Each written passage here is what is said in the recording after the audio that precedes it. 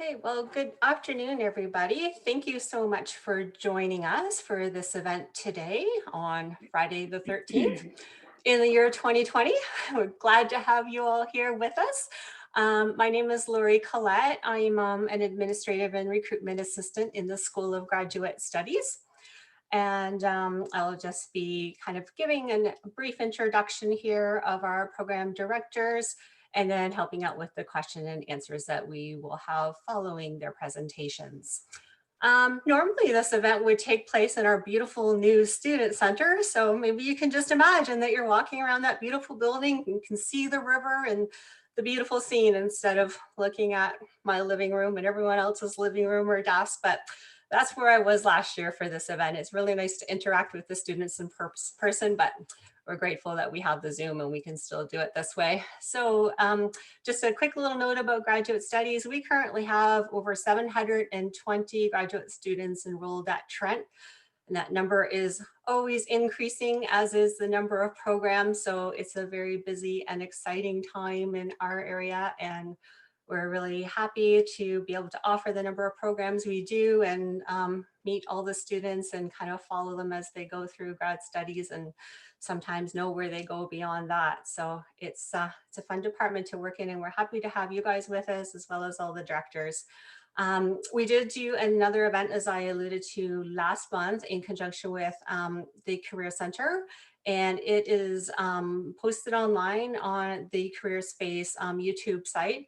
I think we will be sending an email out to all the participants afterwards. It's also where this recording will be located. So I'll either put that in the chat or you will receive an email afterwards where all of the information from, there's also other videos there as well, not just these two panel discussions, but there's a variety of videos that various programs have done. So you might find those useful. So I think we're just going to get started here. We do have a couple of representatives from a couple of different programs, so I'm not sure who's going to do the little introduction from each one, but I'm just going to kind of go across my screen. And Dennis Murray, you're beside me on my screen. Dennis Murray is the program director for the Bioenvironmental Monitoring Assessment Program. So if you just want to give us a brief overview of your program, maybe 3 to 5 minutes for the participants, that would be great. Sure, great. Thank you, Laura. Okay, so yes, I'm the director of the Bioenvironmental Monitoring and Assessment Graduate Program, and you'll see below on your screen Jen Bull, who is the Program and Placement Coordinator. There she is waving away. So the program was first developed, or launched rather, in 2018. And it was designed really to address what we thought were some gaps in training for environmental minded graduate students. And specifically what we were seeking is to give students a little bit more of a practical training that might make them a little bit more job ready upon completion of their degrees. So in 2018, we launched two parts of the program. First is a graduate diploma, which is a one-year shortened course-based online program where students take a series of courses in environmental monitoring, statistics, communicating science, those sorts of things. And that's a compressed degree. Parallel to that is the professional masters in BEMA, or bioenvironmental monitoring and assessment, where students take a series of courses along with the GDIP students, but also are exposed to a couple of additional courses, one being a professional placement, where the students go into a professional training sort of environment that spans 15 weeks in the summer. So typically students will interact very closely and be supervised or directed by either a government agency or a nonprofit or perhaps a for-profit organization, where they actually acquire professional skills that hopefully will get them ready for employment in the future. And then the second component, or the second additional component of the professional masters, is a capstone course where students basically in an intensive time period of 1 week essentially try to encapsulate all of the things that they've learned over the last year and develop essentially a professional type of presentation that would essentially be representative of what they might be doing in the real world. So they've taken their placement, they've taken all the coursework. We try to encapsulate all of that in the capstone course, which is in a face-to-face format, as opposed to the coursework, which is in online context. Then just last year, in 2019, we launched a third component of the bioenvironmental monitoring and assessment program, which is an MSc degree. And this MSc degree is really tailored towards giving students sort of it's a kind of a hybrid between a traditional master's and a course-based master's, in that we're giving students very practical type training, but they are also responsible for developing a thesis. So they can take placements, they do take courses that are specialized in terms of training them for future employment, and they do develop a thesis. So we think that with these three prongs, the GDIP, the course-based masters, and the MSc, that we're really offering students a really unique experience in bioenvironmental monitoring and assessment that I think really puts them in a very good position for future success. Thank you. Thank you, Dennis. Next on my screen, Catherine Thibault from the nursing area, two programs incorporated into there. So if you could give us an overview. Certainly, thank you. Thank you, Laurie. So we have currently two graduate programs in the School of Nursing. One is the Master of Science in Nursing Professional Practice Leadership.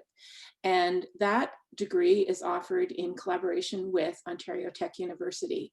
So we are equal partners in that process. Students can register to take the program either at Ontario Tech, or they can register as Trent University students, and they will receive their degree at the institution where they registered. So this program was developed to meet the need for nurse leaders in clinical settings. What we have found in what we know we need in nursing are nurses who are prepared in program planning and evaluation, prepared in informatics, prepared to meet the real challenges of the healthcare system, which is changing rapidly every day. So this particular program currently is offered on a part-time basis, but we are taking in letters of interest for people who are interested in doing full-time studies, right? It is almost 100% online, with the exception of a one-week introductory residency program. Now, last year we had to convert that to an online experience as well because of COVID.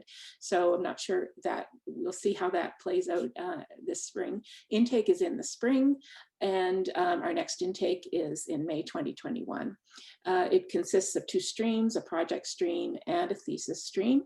And so you can I really tailor your program to the kind of investigation work you want to do, or the kind of research you want to do. The other program that we have is a graduate diploma in nursing with a specialization in mental health and addiction nursing. This program was developed in response to a declared need from our local healthcare providers, and actually those in our region as well, looking for registered nurses who need to develop advanced practice in the area of mental health and addiction, which we know is we have a critical need for clinicians expert clinicians in mental health and addiction in Ontario. So this is a 5-course program that is offered on a part-time basis, 1 course per semester. And the intake for that course is in the fall of each year. So our first intake was in the fall of 2018 for the graduate diploma. And we've had 1 class graduate, and we have currently another class in progress. So we have these 2 programs which we believe are directly related to the needs of the healthcare system, and would be of incredible interest to nurses who want to who not so much are interested in an academic career, but nurses who are interested in becoming practice leaders or administrative leaders in their area of work, area of practice. Thank you. Thank you, Catherine. Next on my screen is Marcel Durgan. He's the program director for the Environmental Life Science MSc and PhD programs. Marcel? Okay, thanks, Lori. And I've got Linda Cardwell on the line too, and she's the program coordinator for the Environmental and Life Sciences graduate program. ELS, or the Environmental and Life Sciences graduate program, is a fairly large interdisciplinary program at Trent University. Students in our program do research on topics ranging from genomics, environmental chemistry, including carbon capture. They're working in conservation biology, ecology, evolution, and other thematic areas in the sort of broader envelope of environmental and life sciences. Students in our program work very closely with one or more members of faculty. They are doing research sort of hand in hand with faculty members, and they receive financial support for doing that research. So students in our program receive a financial stipend of around $20,000, a little tiny bit less for MSc students and more than $20,000 for PhD students. And on top of that, there are lots of opportunities for scholarships for students in our program. ELS offers both PhD and MSc degrees, and if you start off as an MSc student and you're really enjoying what you're doing, you can roll up to the PhD in the first year of your studies. And if you're ELS also offers an accelerated pathway to a master's degree. So if you're thinking about or currently doing a fourth-year thesis, there is a pathway to attain advanced standing in an MSc program in the Environmental and Life Sciences graduate program at Trent. And you can ask us for more details in the question period about that. The central element of graduate degree in Environmental and Life Sciences at Trent is a research thesis. So you're doing hands-on applied research in any one of these thematic areas that's covered by Environmental and Life Sciences, using advanced analytical tools and facilities at Trent, like the Water Quality Center. And students also take courses. So students are getting a well-balanced educational experience at Trent when they come into the Environmental and Life Sciences graduate program. They're getting a lot of hard and soft skills that set them up for employment success when they're finished. In fact, nearly all of our graduates are employed within a year of their graduation from the ELS program. And part of that is due to the fact that they're often working with their future employers while they're conducting their degree. So about a quarter or more of our students work directly with research scientists at government and non-governmental science agencies like the Ontario Ministry of Natural Resources and Forestry, Environment Canada, the Toronto Zoo.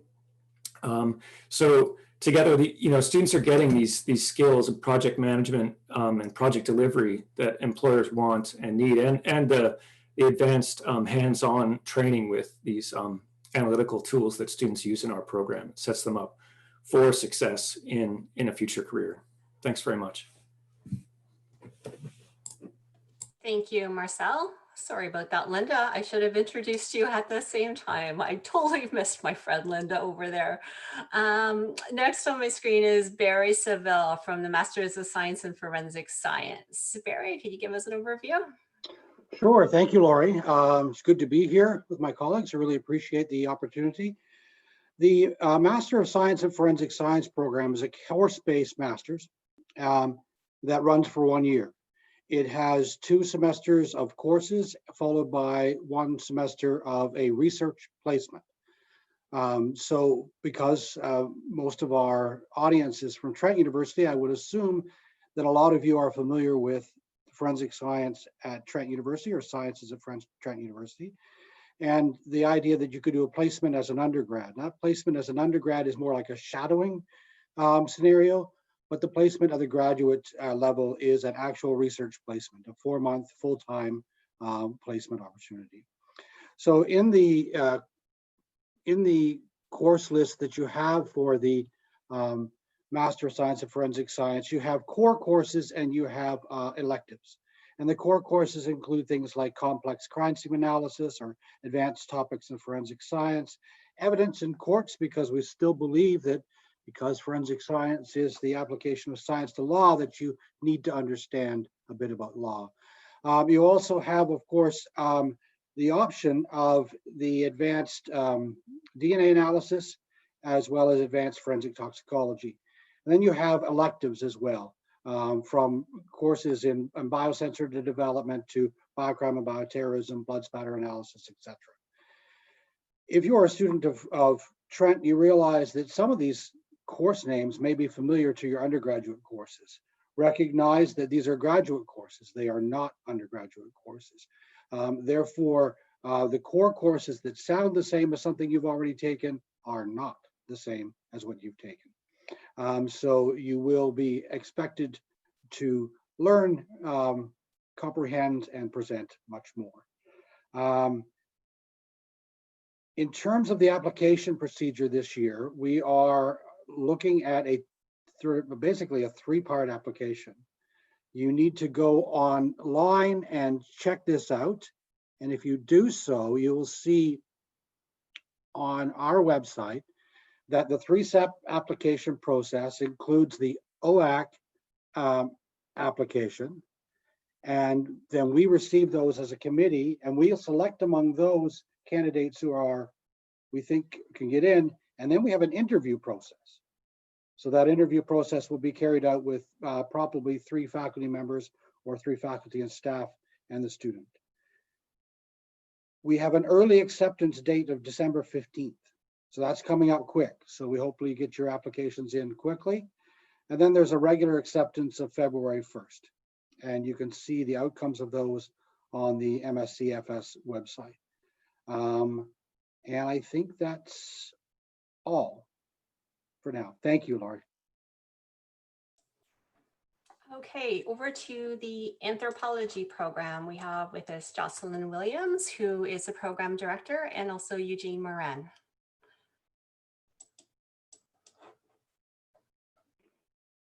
There, I always forget to unmute myself. Thank you very much, Laurie.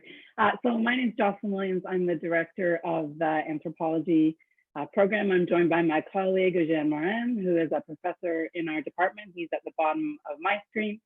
He's a zoo archaeologist. I'm a bioarchaeologist. So my area of specialty is humans. His area of specialty is animals. So I'll just tell you a little bit about our program, and then Eugene can weigh in if I've missed anything. And then obviously we're both available to answer questions. So the anthropology program is one of the oldest master's programs at Trent. We were founded in 1974. We currently have 15 faculty members who work in a variety of subfields of anthropology. So some of them, for example, are archaeologists. Some of them do public archaeology, zoo archaeology, landscape and environmental archaeology, or the archaeology of art. We have people like myself who are bioarchaeologists and do isotope biochemistry, biogeochemistry. We have cultural anthropology, ethnography, and ancient Greek and Roman studies. And many of our faculty conduct research in a variety of geographical areas, such as North America, South America, Mesoamerica, Europe, and Asia. Pardon me. We are a thesis-based program where year one is focused on building foundations through 2 core courses. One is a theory course where we go through kind of the theory that underpins much of the research in anthropology. And then the second is research methods. And this is a practical course that guides students through, for example, grant writing, designing their thesis, research, guides them through the analysis of the data, and then kind of the critical evaluation of the data and making conclusions from the data. And then students normally take a third course with their supervisor. And this is normally focused on the topic or the area of their thesis research. Our students work closely with faculty. When they're accepted, they're assigned a supervisor, and that faculty member acts as their mentor and their supervisor through their 2-year tenure in our program. So the faculty member works closely with that student to design a research project, to undertake data collection and research, and then works closely with that student to analyze the data and then come up with some conclusions on that data. And many of our faculty have active research programs that their students then become involved in. So some of it might be lab-based, like my research. Others might be field-based, like Eugene's research. So normally our students would either go into the field or go into the lab with their faculty supervisor towards the end of that first year and into that first summer and into the fall of the second year. Our students are normally assigned a graduate teaching assistantship, and this offers obviously financial support to the student, but it also provides the students with an opportunity to learn important teaching skills. And in some cases, our graduate teaching assistants are responsible for leading seminars and labs. In many cases, our students are also offered admittance scholarships based on their GPAs. And in some cases, supervisors are able to offer additional research experience through the funding of research assistantships. At the end of our program, students have a Master of Arts degree, and that enables them to pursue a variety of career options. So some students choose to pursue further academic schooling, like a PhD, for example. In Ontario and indeed through much of North America and South America, you need to have a master's degree to act as a permit holder for any archaeological excavations. So many of our master's students go on to work with the federal government as an archaeologist, or go on to work with heritage management firms that do contract archaeology throughout North America.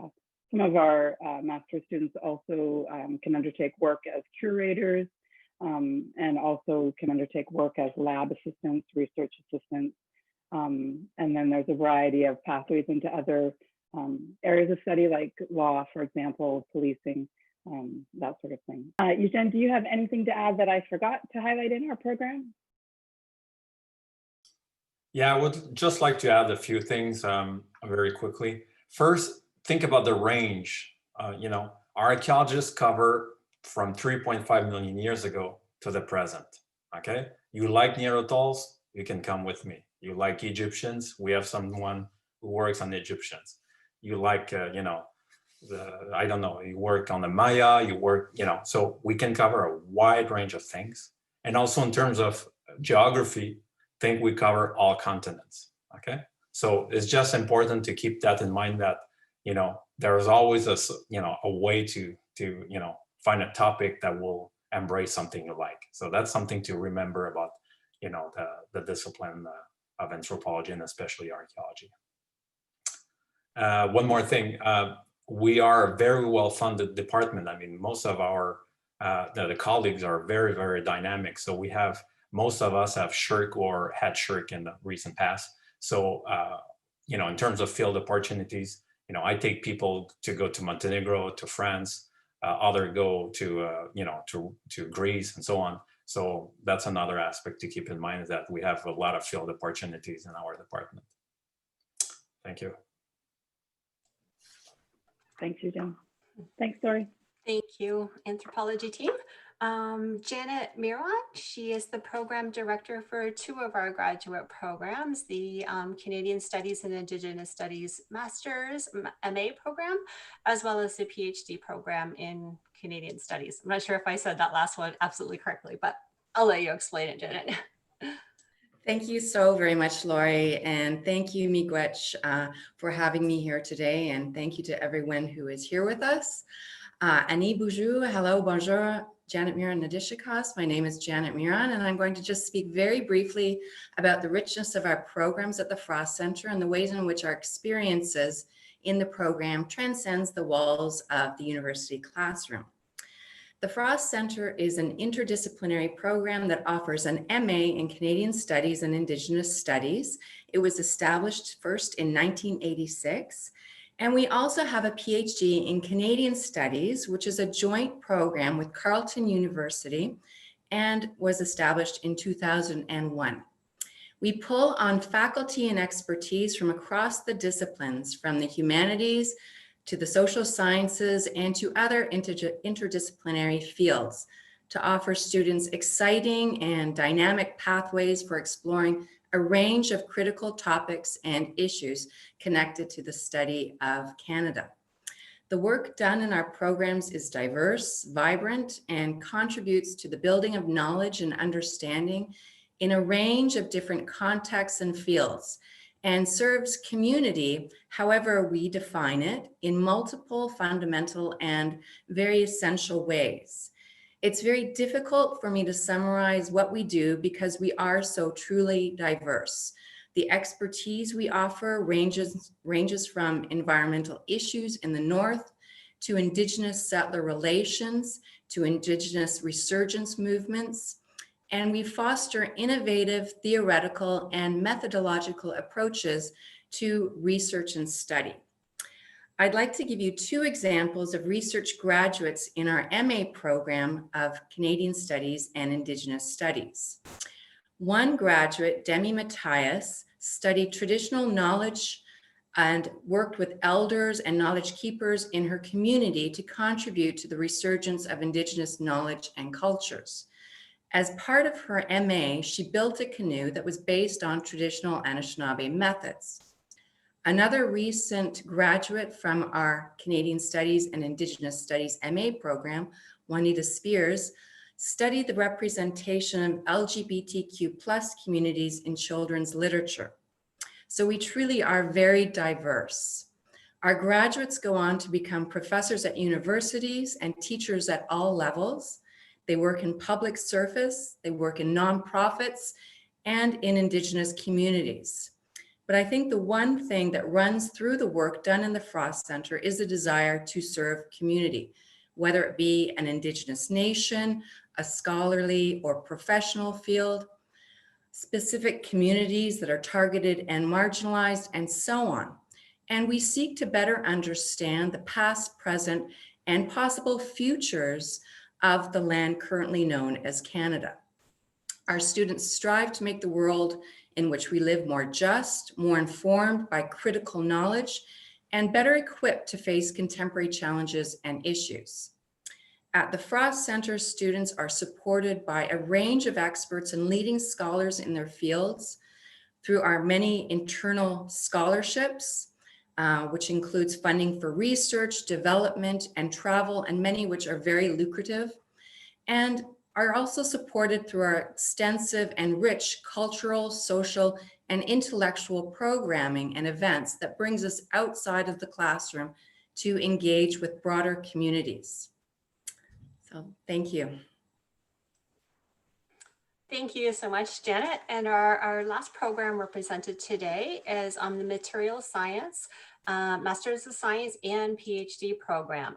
Bill Atkinson is Program Director, and he'll give us a little presentation on that. Thanks, Laurie. Okay, so I'm just recently become the director of the program. This program is getting to be kind of older now. It started in, 2007, I want to say. Originally, it had a master's degree only, and then a few years after its inception, a PhD was added to the program. This program is a joint program between chemistry and physics departments at Trent, although we're not exclusive because we have just added somebody from the mathematics department. And it's also done in partnership with Ontario Tech University down in Oshawa.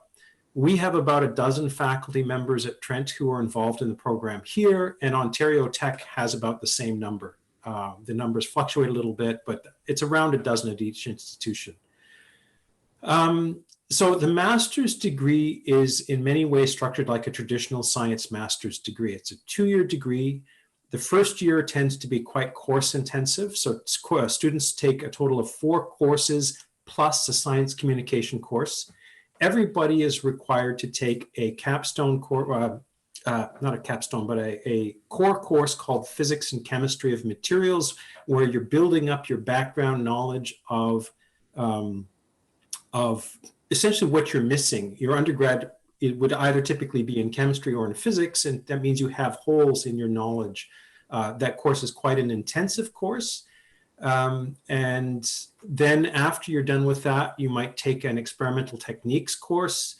We have various seminar courses to choose from, and then maybe 1 or 2 courses that are much more closely tied to your research program. The PhD level, there are still a few course requirements, but really that's a much more research focused degree. In both cases, you're turning in a thesis. The expectations for the master's thesis are obviously less than the expectations for the PhD thesis, but you're submitting a thesis and you're defending it in front of a committee in both cases. Let's see, what else? Oh yes, so there's a very diverse group of people under this umbrella of the materials science program. So as I mentioned before, there's mostly chemists and physicists. And the kinds of projects that people work on span from the very, very applied. So for example, Andrew Vuggenhill in chemistry is busy trying to figure out how to turn things like building waste into activated carbon. He's recently got a major industrial partnership to Suncor to see if they can use these things to clean up tailings ponds. And then at the other extreme, you have people like me. I'm a theoretical physicist, and I use the techniques of theoretical physics to try to build models that explain the behavior of the quantum behavior of certain kinds of materials, materials where the quantum properties dictate their physically interesting properties. A very, very broad range of research projects fall under the umbrella of materials science. And so I think that if anybody is interested in materials science, the first thing they need to do is look at the faculty profiles and find somebody who fits their research interests. Once you've done that, the next step is to contact that faculty member, engage them in conversation, find out what they're looking for, and establish whether you actually are a good fit and whether they're a good fit for you, and then take it from there. We have admissions in September, like everybody else, but we also have a January admission, and we've even had students start in May. So we're quite flexible in terms of taking students into the program. Our students are I think every student that has come through has been funded with a GTA plus some top up from their supervisor. And, you know, you're not going to get rich as a graduate student, but you're certainly, you know, hopefully not going to starve to death either. Yeah, it's a reasonable stipend that you typically get in our program. Okay, I think that's all I really wanted to say about us. Okay, thank you. Thank you, everybody, for those great overviews of your respective programs. I'm just going to kind of open it up for questions now. If anybody on the webinar has questions about any of these programs or any programs in general, I can try to answer any questions, programs that are not represented here, or we can at least put you in the right direction. But yeah, feel free to put your questions into the chat, and we'll answer your questions. Any of the directors have anything else they forgot or want to add? We can just add little bits and pieces in that we think are relevant to students while we wait for questions. Go ahead, Barry. Okay, I could add that you know, often students ask about the nature of the placement in the Master of Science of Forensic Science, and a lot of those are very similar to what we have at the undergraduate level, but they're obviously much more involved. Working with police services, working in research labs, working at the border services, working with various researchers in forensics across the country. And beyond, sometimes we have also some collaborations in Great Britain that we've worked on. So just adding that in case there was interest or questions. I'll also add, you know, I really encourage students to reach out to directors, to reach out to faculty as they search for a program that will really, you know, not only provide them with a pathway professionally, but also really enrich their learning experiences. You know, don't be hesitant to contact faculty and to do, you know, some question seeking, you know, ask people questions, and don't be hesitant to reach out. I agree, Janet. I was just going to mention that at the last event, and many times over my couple of years in grad studies, that's a question we get a lot about applying. And that's always the first step with thesis-based programs is trying to find a faculty member that really aligns with your area of interest, and hoping that they have the availability and the interest in working with you. Don't be afraid to reach out to the faculty listed on the website for the program you're interested in, because that's part of their job, to help you to supervise students, and they're happy to hear from people that are really keen and doing the research like they should be. So yeah, that's a good point. There is a question in the chat. I'm not sure if you saw that, Jocelyn or Eugene. You had mentioned about policing. Could you expand on that? You mentioned graduates have gone off to work with the police. Could you expand on that a little bit? So there's a variety of kind of career paths, I think, through policing. So some of our grads have gone on to become police officers with the RCMP or the OPP. Generally, you need a second degree, like a master's degree, if you want to move up in the ranks to become a detective, for example. Some of our students have acted as consultants for the police. Some of them help with instruction or teaching around archaeological methods for a forensic crime scene, for example. So it's primarily kind of a launching pad. It might not be a direct route. Say as a forensic anthropologist, you would need a PhD to do that. But certainly some of our students go on to be consultants for the police, for sure. Eugene wanted to add something too. Yeah, I wanted to add, I have noted, for instance, in Montreal, I just saw, there was a police officer who was raising the point that many places in Canada are trying to diversify the training for, the police they hire.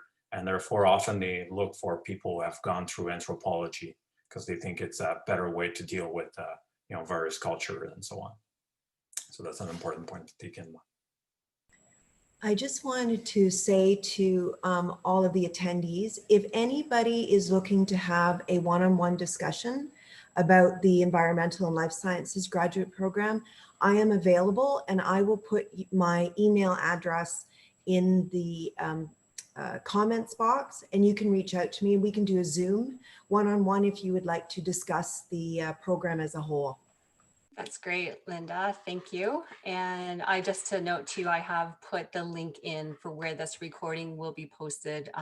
Hopefully by Monday, it should be up there at the latest. And you'll see a lot of other recordings too about various programs and the expo we did last month. So that is in the chat now. So you can save that link and go and view those videos at your leisure. I'm just checking to see if there's any more questions. What type of careers have graduates of the Masters in Forensic Science gone on into? That would be for you, Barry. We have students in a lot of different areas. One's top of mind. We've got multiple students working with the LBP, some with the RCMP. We've got students working in laboratories in terms of microbe analysis or viral analysis out at UBC. We've got a student that's working in the border services area. And I think we have a student who's doing research on detection of gassing, off-gassing from old oil wells in southwestern Ontario. She's a real crackerjack student that did a placement in that area and has really done some great stuff. So quite a diverse group. We have the policing, as was suggested by my anthropology colleagues, as top of mind for many students, but it's a really diverse group of careers that people have started. Hope that answers you somewhat. Okay, we have a question there for Bill. I'm going to be applying to enroll in the Master's of Science, Material Science, and I have a supervisor that I'll be working with as well. I wanted to know if the deadline for applications is earlier if I'm wanting to start in May. So if anybody from Graduate Studies wants to jump in here, I'm welcome. They're happy. I would say that, we process these things as they come across our desk. But there are deadlines coming up for things like OGS and NSERCs. And so you want to make sure that you have your application processed in time to hit those deadlines. And of course, I don't have them off the top of my head. Laurie, do you have that information at hand? Or?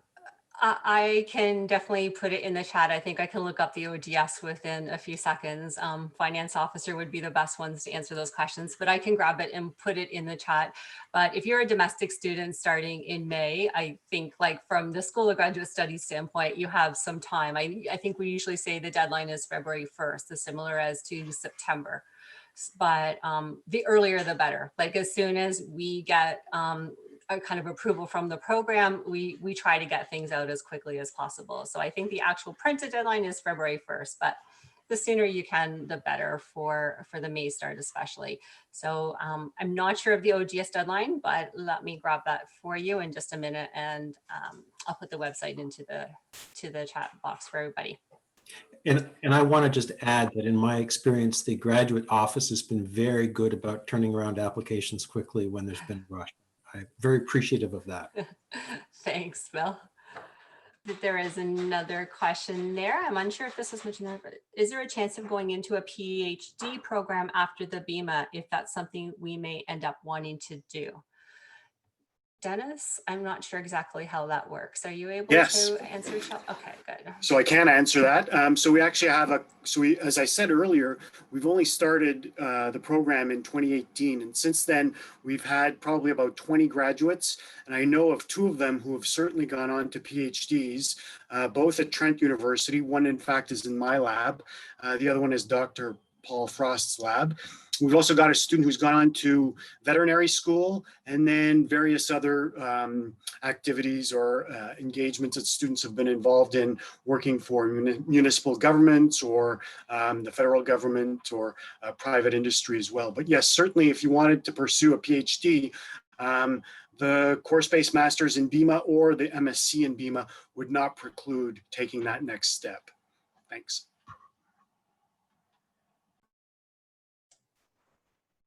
And just a follow up to the information on ODS, I did put the information in there, but if you have questions about applying for scholarships, if that's something, if they're kind of detailed things that your program might not be able to answer, please feel free to reach out to our office. We have an easy email address. You can just send it to graduate@trentu.ca and it will get to myself or the finance officer, and one of us will get you answers to your questions about scholarships and finances and that kind of thing. So feel free to do that. And I'll just put that email in the chat as well so everybody has it. Are there any other questions out there from participants or anything any of the panelists would like to add? Well, if we don't have any other questions, I guess we'll wrap up just a few minutes early, and I'll just remind everybody, we will send an email out with the link for the recording of this, just in case you didn't join us right at 12 o'clock or you missed something. So there's lots of videos there. Feel free to reach out to these program directors, the other programs that aren't represented, and our School of Graduate Studies. We're here to help you answer any questions you may have, and just make your applying through to finishing school at Trent the easiest process possible. Barry, did you have something to add? Well, I was struck, Lori, looking around at my colleagues here and recognizing that at Graduate Studies, you've got the ability to interact with professors much more on a one-on-one level. And so you look at it here, you've got commitment from a number of graduate directors for a group of students that's relatively small. So that interaction is a big thing in graduate studies. Mm-hmm. Yeah, I agree. Yeah, Eugene, yeah, go ahead, Eugene. I just wanted to expand on what Barry said. You know, sometimes students are hesitant to come to Trent because they think it's small, and then they think, well, you know, what will I do if, you know, I come from Trent rather than from Harvard? Well, one thing is very, you know, important to keep in mind is that at Harvard, they have no time for you, okay? So that's something important. I remember, you know, my advisor said, you know, I was telling, you know, just saying I would like to sit with this person, or this person says, no way. This person has 30 students already. You will be the 31st and you will have no time for you. So he said, look for, you know, smaller places, or at least younger scholars who have fewer students. And at Trent, that's one very important strength, is that we have, you know, a smaller crowd, which means we can handle very well, you know, having 2 or 3 additional students. So that's something very important. The quality, you know, like I remember in Montreal, they were telling me, he said, Trent is small, but you know, their students are top quality because they have a lot of time for that. So that's something to keep in mind when you apply for, you know, a department here. Thank you. Yes, that's a very good point. I'm a graduate of Trent as well, undergrad only, but I love Trent. It's a great school to go to. Yeah, there's no further comments from anybody or questions. I think we'll just wrap up, and thank you so much to everybody for participating and for joining this event. Appreciate it. Thanks, Lori. Thank you. Thanks, everyone. Bye-bye. Bye-bye. Thank you. Bye-bye.